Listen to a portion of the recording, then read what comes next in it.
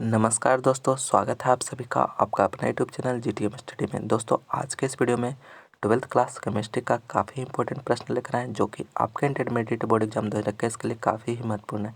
इसलिए दोस्तों एक भी क्वेश्चन स्किप नहीं करिएगा, वीडियो के लास्ट तक जरूर देखिएगा।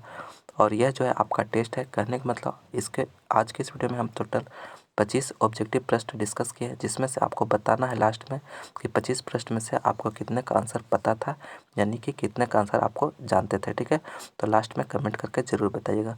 और सभी प्रश्न का आंसर आपको पहले खुद से करना है, उसके बाद हमारा आंसर देखेगा, क्योंकि साथ साथ में हम आंसर भी करते चलेंगे। तो चलिए आज की वीडियो हम शुरू करते हैं। जल्दी से इस वीडियो को लाइक कर दीजिए, अपने दोस्तों में शेयर कर दीजिए, और आप हमारे चैनल पर नए हैं तो प्लीज़ चैनल को सब्सक्राइब करके बेल आइकन भी प्रेस कर लीजिएगा, ताकि नई वीडियो का नोटिफिकेशन आप लोगों को सबसे पहले मिले।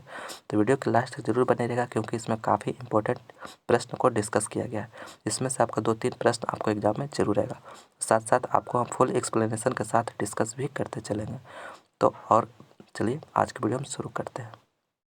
फर्स्ट प्रश्न में बोला जा रहा है कि परमाणु द्रव्यमान बराबर होता है।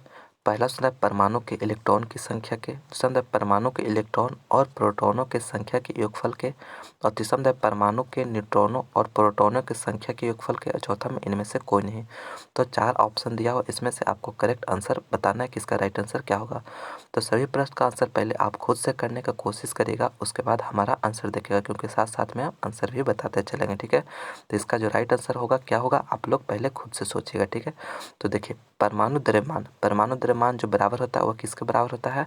तो परमाणु द्रव्यमान को हम लोग ए से डिनोट करते हैं। यह जो बराबर होता है proton, number of proton plus और नंबर ऑफ न्यूट्रॉन की संख्या के योगफल के बराबर होता है। ठीक है, प्रोटॉन्स और न्यूट्रॉन की संख्या के योगफल के बराबर होता है एटॉमिक मास। ठीक है, तो मैंने कहने मतलब परमाणु द्रव्यमान, तो यहाँ से कौन सा ऑप्शन हो जाएगा, मेरा सी ऑप्शन यहाँ पे करेक्ट हो जाएगा। सी ऑप्शन यहाँ पे करेक्ट हो गया। ठीक है, यानी कि परमाणु के न्यूट्रॉन और प्रोटॉन की संख्या के योगफल के बराबर होता है परमाणु द्रव्यमान। तो सी ऑप्शन यहाँ पे करेक्ट हो गया।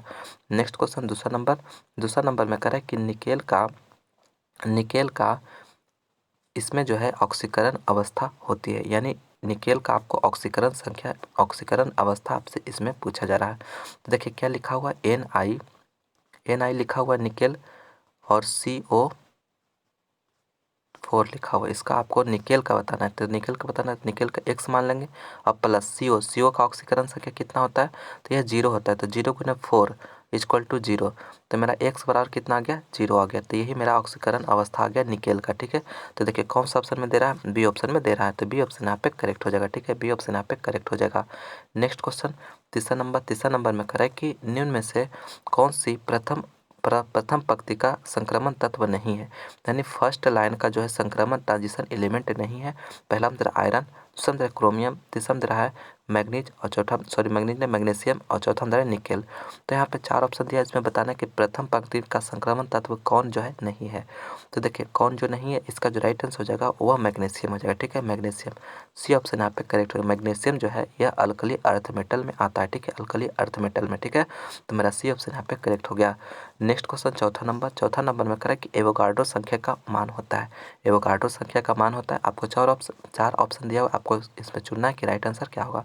तो पहले आप खुद से सोचिए कि इसका राइट आंसर क्या होगा, खुद से पहले सोचिएगा। ठीक है, तो एवोगाड्रो संख्या का जो मान होता है वो क्या होता है, तो 6.022 इंटू 10⁻23 होता है। ठीक है, तो देखिए कौन सा ऑप्शन में दे रहा है, बी ऑप्शन में दे रहा है, तो बी ऑप्शन यहाँ पे करेक्ट हो जाएगा। एवोगाड्रो संख्या का जो मान होता है वह इतना होता है। ठीक है, तो इसलिए बी ऑप्शन यहाँ पे करेक्ट हो गया।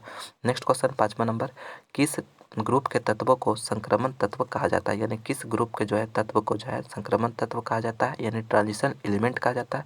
B block, S block, D block, F block. तो संक्रमण तत्व जो कहा जाता है वह डी ब्लॉक के तत्वों को कहा जाता है। तो सी ऑप्शन यहाँ पे करेक्ट हो गया, डी ब्लॉक। नेक्स्ट क्वेश्चन छठा नंबर, निम्न में से कौन धातु प्रचुर मात्रा में भूप्रपट्टी पर पाई जाती है, यानी कि कौन सा धातु जो है यह प्रचुर मात्रा में भूप्रपट्टी पर पाया जाता है, यानी अर्थ क्रस्ट पर पाया जाता है। पहला ऑप्शन है मैग्नीशियम, दूसरा है सोडियम, और तीसरा है अल्मोनियम, और चौथा है आयरन। तो प्रचुर मात्रा में जो पाए जाने वाले धातु आपसे पूछा जा रहा है, तो यह जो हो जाएगा अल्मोनियम हो जाएगा, ठीक है, अल्मोनियम। तो सी ऑप्शन यहाँ पे करेक्ट हो गया, अल्मोनियम। दोस्तों अगर आप मेरा और भी दूसरा सब्जेक्ट का वीडियो देखना चाहते हैं तो लिंक डिस्क्रिप्शन में है, वहाँ पर जाकर आप हमारे और भी दूसरा सब्जेक्ट का वीडियो देख सकते हैं। अन्यथा आप हमारे प्ले लिस्ट में जाकर जिस भी सब्जेक्ट की तैयारी करना चाहते हैं उसका वीडियो देख सकते हैं, जिसमें जो है काफ़ी इंपॉर्टेंट प्रश्न कराया गया है आपके बोर्ड एग्जाम के लिए, ठीक है। तो फटाफट वो सभी वीडियो को आप एग्जाम से पहले रिवीजन कर लीजिए, ताकि जो है आपका एग्जाम का बेस्ट प्रिपरेशन हो सके। और दोस्तों आपको जितने भी प्रश्न आपको बताया गया उससे बाहर आपको एक भी प्रश्न नहीं आएगा, तो प्लीज़ आप उस वीडियो भी जरूर देखिए। नेक्स्ट क्वेश्चन 7वां नंबर में कह रहा है कि सोडियम ऑक्साइड में सोडियम की ऑक्सीकरण संख्या है, यानी सोडियम ऑक्साइड में जो है सोडियम की ऑक्सीकरण संख्या क्या होगा, तो सोडियम ऑक्साइड तो Na2O होता है, ठीक है, Na2 होता है। इसमें जो है आपको सोडियम का ऑक्सीकरण अवस्था पूछा जा रहा है, ठीक है। तो देखिए ऑक्सीकरण संख्या पूछा है, तो सोडियम को निकालना है तो हमें निकलेगा 2x हो जाएगा, क्योंकि 2 है तो यहाँ पे 2x हो जाएगा। अब प्लस हो जाएगा ऑक्सीजन का कितना होता है, तो -2 होता है, ठीक है। अब बराबर में 0, क्योंकि यह जो है कहने का मतलब कंपाउंड है, तो इसका जो बराबर में 0 हो जाएगा। तो यहाँ पे 2x अब -2 प्लस -2 जो हो गया इतना हो गया। तो अगर आपको इसको उधर भेजिएगा तो क्या हो जाएगा, 2x बराबर जो हो जाएगा 2 हो जाएगा। तो यहाँ से यहाँ कट जाएगा, तो x बराबर कितना आ जाएगा, 1 आ रहा है, ठीक है, x बराबर 1 यानी कि +1, ठीक है। तो मेरा बी ऑप्शन यहाँ पे करेक्ट हो जाएगा, +1 हो जाएगा, यानी सोडियम का जो ऑक्सीकरण संख्या हो जाएगा वह +1 हो जाएगा। तो बी ऑप्शन यहाँ पे करेक्ट हो गया। नेक्स्ट क्वेश्चन 8वां में कह रहा है कि बेंजीन का रासायनिक सूत्र होता है, काफ़ी इजी प्रश्न है। तो बेंजीन का जो रासायनिक सूत्र होता है वो क्या होता है, C6H6 होता है, ठीक है। तो देखिए कौन सा ऑप्शन में दे रहा है, बी ऑप्शन में दे रहा है, तो बी ऑप्शन यहाँ पे करेक्ट हो गया। और C2H2 जो होता है यह एसिटिलीन का सूत्र होता है, ठीक है, एसिटिलीन का आप याद रखिएगा। इसे जो है एसिटिलीन का सूत्र है, ठीक है। तो आप रासायनिक सूत्र है, तो इसे आप याद रखिएगा। नेक्स्ट क्वेश्चन 9 में कह रहा है कि मोनोजाइट अयस्क है, मोनोजाइट जो अयस्क है किसका है, थोरियम का, रेडियम का, आयरन का, या इनमें से कोई नहीं। तो मोनोजाइट जो अयस्क है यह थोरियम का अयस्क है, ठीक है, थोरियम का। तो ये ऑप्शन यहाँ पे करेक्ट हो गया, थोरियम का। नेक्स्ट क्वेश्चन 10वां नंबर, एनिलीन में पाई बंध की संख्या होगी, पाई बंधन की संख्या होगी 0 होगी, 1 होगा, 2 होगा या 3 होगा। एनिलीन में जो पाई बॉन्ड का जो संख्या होता है वह कितना होता है, तो यह 3 होता है, आपको याद रखना है 3 होता है, ठीक है। तो डी ऑप्शन यहाँ पे करेक्ट हो गया 3। नेक्स्ट क्वेश्चन 11 नंबर काफ़ी इंपॉर्टेंट प्रश्न है, कह रहा है कि प्रथम कोटि अभिक्रिया के लिए अर्ध आयु का मान होता है। प्रथम कोटि अभिक्रिया के लिए जो अर्ध आयु का मान होता है वह क्या होता है, तो T1/2 जो होता है वह 0.693/K होता है, ठीक है। तो कौन सा ऑप्शन में दे रहा है, बी ऑप्शन में दे रहा है, तो बी ऑप्शन यहाँ पे करेक्ट हो गया, 0.6993/K। के जो है डीके कांस्टेंट है, ठीक है। तो मेरा बी ऑप्शन यहाँ पे करेक्ट हो गया। नेक्स्ट क्वेश्चन 12 नंबर में कह रहा है कि सल्फाइड अयस्क के सांद्रण की विधि है, सल्फाइड अयस्क के सांद्रण की विधि है, भर्जन है, फेन पलवन है, या बेसमेरीकरण है, या इनमें से कोई नहीं। तो सल्फाइड अयस्क का जो सांद्रण किया जाता है फेन पलवन विधि द्वारा किया जाता है, यानी फ्लोटेशन मेथड द्वारा किया जाता है। तो बी ऑप्शन यहाँ पे करेक्ट हो गया। नेक्स्ट क्वेश्चन 13 नंबर में कह रहे हीलियम का मुख्य स्रोत है, हीलियम का जो मुख्य स्रोत है वो क्या है, हवा है, रेडियम होगा यहाँ पे, और मोनोजाइट है या जल है। तो हीलियम का जो मुख्य स्रोत होता है वह मोनोजाइट है, ठीक है। तो सी ऑप्शन यहाँ पे करेक्ट हो गया, मोनोजाइट। नेक्स्ट क्वेश्चन 14 नंबर, निम्नलिखित में से कौन जिंक का अयस्क नहीं है, कौन जो है जिंक का अयस्क नहीं है, जिंक ब्लेड, कैलामाइन, जिंकाइट या बॉक्साइट। तो बॉक्साइट जो है यह जिंक का अयस्क नहीं है, तो डी ऑप्शन यहाँ पे करेक्ट हो गया, जिंकाइट। बाकी जो है 3 ऑप्शन यह जिंक का अयस्क है, आप याद रखिएगा, आपको एग्जाम में मैंने लिखने के लिए आपको ऑप्शन पहचानने के लिए दे सकता है ऑप्शन में, ठीक है। तो यहाँ पे जिंक ब्लेड हो गया, कैलामाइन हो गया, जिंकाइट हो गया, यह जो है जिंक का अयस्क है, लेकिन बॉक्साइट जो है यह अल्मोनियम का अयस्क है, तो इसलिए मेरा डी ऑप्शन यहाँ पे करेक्ट हो जाएगा। नेक्स्ट क्वेश्चन 15 नंबर में कह रहा है कि पहाड़ों पर जल का क्वथनांक कम हो जाता है, क्योंकि पहाड़ों पर जो है जल का क्वथनांक जो होता है कम हो जाता है, क्यों, तो यह वहाँ ताप कम है, वहाँ हवा कम जाता है, हवा जो है वहाँ हवा जाता है माने कम जाता है, या वहाँ वायुमंडलीय दाब जो है कम है, ये इनमें से कोई नहीं। यानी कि कहने मतलब पहाड़ों पर जो है जल का क्वथनांक जो होता है कम जाता है, ठीक है।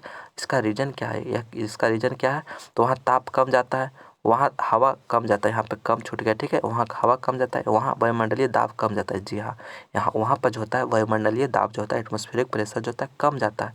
तो एटमॉस्फेरिक प्रेशर अगर कम जाता है तो वहाँ पे उसका जो क्वथनांक, जल का क्वथनांक होता है वो भी कम जाता है, ठीक है। तो इसलिए मेरा सी ऑप्शन यहाँ पे करेक्ट हो गया, क्योंकि कहने का मतलब अगर, क्योंकि यह जो होता है डायरेक्टली प्रोपोर्शनल होता है, यानी कि मैंने कहने मतलब एटॉमिक प्रेशर अगर आप इंक्रीज कराते हैं तो जल का जो क्वथनांक होगा, बॉइलिंग पॉइंट होगा, वह भी इंक्रीज होगा। इसीलिए जो है प्रेशर कुकर में जो होता है, प्रेशर कुकर में जो होता है खाना जल्दी पकता है, क्योंकि उसमें जो होता है एटमॉस्फेरिक प्रेशर जो होता है इंक्रीज हो जाता है, जिसके कारण जल का क्वथनांक ज़्यादा हो जाता है, जिससे खाना जल्दी जल्दी पक जाता है, ठीक है। तो इसलिए आप इस बात को याद रखिएगा। तो सी ऑप्शन यहाँ पे करेक्ट हो गया। नेक्स्ट क्वेश्चन 16 नंबर कि आदर्श विलयन में निम्न में से कौन सा गुण है, यानी आदर्श विलयन का जो है निम्न से कौन सा गुण है। यह राउल्ट नियम को पालन करता है, यह राउल्ट नियम को पालन नहीं करता है, दोनों यानी में से कोई नहीं। तो आदर्श विलयन जो होता है दोस्तों, वह जो होता है राउल्ट नियम का पालन करता है, ठीक है। तो ये ऑप्शन यहाँ पे करेक्ट हो गया, राउल्ट नियम का पालन करता है, ठीक है। आपको याद रखना है राउल्ट नियम का जो है यह पालन करता है आदर्श विलयन। तो ये ऑप्शन यहाँ पे करेक्ट हो गया। नेक्स्ट क्वेश्चन 17 नंबर कि निम्नलिखित में से कौन सा कथन सही है, कौन सा कथन जो है सही है। सभी खनिज अयस्क होते हैं, और दूसरा में कह रहा है सभी अयस्क जो होते हैं खनिज होते हैं, और तीसरा में दे रहा है इन दोनों सही है, और चौथा में इनमें से कोई नहीं। तो देखिए सभी खनिज जो है अयस्क होते हैं, जरूरी नहीं है ये, ठीक है, लेकिन सभी अयस्क जो होते हैं खनिज होते हैं, यह जो है करेक्ट है, ठीक है। तो मेरा बी ऑप्शन यहाँ पे करेक्ट हो जाएगा, सभी अयस्क जो होते हैं खनिज होते हैं, ठीक है। तो बी ऑप्शन यहाँ पे करेक्ट हो गया। नेक्स्ट क्वेश्चन 18 नंबर, 18 काफ़ी इंपॉर्टेंट प्रश्न है। करेक्ट थर्माइट विधि में अपचायक होता है, थर्माइट विधि में अपचायक होता है, निकेल होता है, सिल्वर होता है, कॉपर होता है, एल्युमिनियम होता है। तो एल्युमिनियम होता है, ठीक है। तो डी ऑप्शन यहाँ पे करेक्ट हो गया, एल्युमिनियम। थर्माइट विधि में अपचायक जो होता है प्रयोग किया जाता है, वह एल्युमिनियम का प्रयोग किया जाता है। तो डी ऑप्शन यहाँ पे करेक्ट हो गया। नेक्स्ट क्वेश्चन 19वां नंबर, 19 पे कह रहा है कि निम्नलिखित में से कौन धातु साधारण तापक्रम पर द्रव होता है, साधारण ताप टेम्परेचर पर जो होता है द्रव अवस्था में होता है। पहला ऑप्शन है जिंक, दूसरा में है पारा, और तीसरा में है सोडियम, और चौथा में है चांदी। यानी नॉर्मल रूम टेम्परेचर पर जो होता है कौन सा धातु जो है यह द्रव लिक्विड फॉर्म में होता है। तो यह इसका जो राइट आंसर हो जाएगा वह पारा हो जाएगा, ठीक है, पारा। तो बी ऑप्शन यहाँ पे करेक्ट हो जाएगा, पारा। और अगर अधातु पूछा जाता, अधातु, तो वहाँ पे ब्रोमीन हो जाता, ठीक है, आप याद रखिएगा। अधातु अगर पूछा जाता तो ब्रोमीन हो जाता। दोस्तों अगर आपको यह वीडियो अच्छा लग रहा है तो प्लीज़ इस वीडियो को लाइक ज़रूर करिएगा। नेक्स्ट क्वेश्चन 20वां नंबर में कह रहा है कि निम्न में से कौन क्षारीय भूमिज तत्व है, कौन जो है अल्कली अर्थ मेटल का एग्जाम्पल है, ठीक है। पहला ऑप्शन है लोहा, दूसरा ऑप्शन है कार्बन, और तीसरा ऑप्शन है मैग्नीशियम, और चौथा ऑप्शन है जिंक। तो अल्कली अर्थ मेटल का एग्जाम्पल कौन है, इसमें आपको बताना है। तो पहले खुद से आंसर सोचिए कि इसका राइट आंसर क्या होगा। तो देखिए अल्कली अर्थ मेटल का जो एग्जाम्पल होता है वह क्या होता है, तो यह होता है मैग्नीशियम होता है, ठीक है, मैग्नीशियम। तो मेरा सी ऑप्शन यहाँ पे करेक्ट हो गया, मैग्नीशियम। बाकी जो सभी है यह अल्कली अर्थ मेटल में नहीं आता है, ठीक है। तो इसलिए मेरा जो हो गया सी ऑप्शन यहाँ पे करेक्ट हो गया। नेक्स्ट क्वेश्चन 21वां नंबर में कह रहा है कि निम्नलिखित में से कौन सी धातु प्रकृति में मुक्त अवस्था में पाई जाती है। पहला ऑप्शन है सोडियम, दूसरा ऑप्शन है जिंक, तीसरा ऑप्शन है लोहा, और चौथा ऑप्शन है सोना।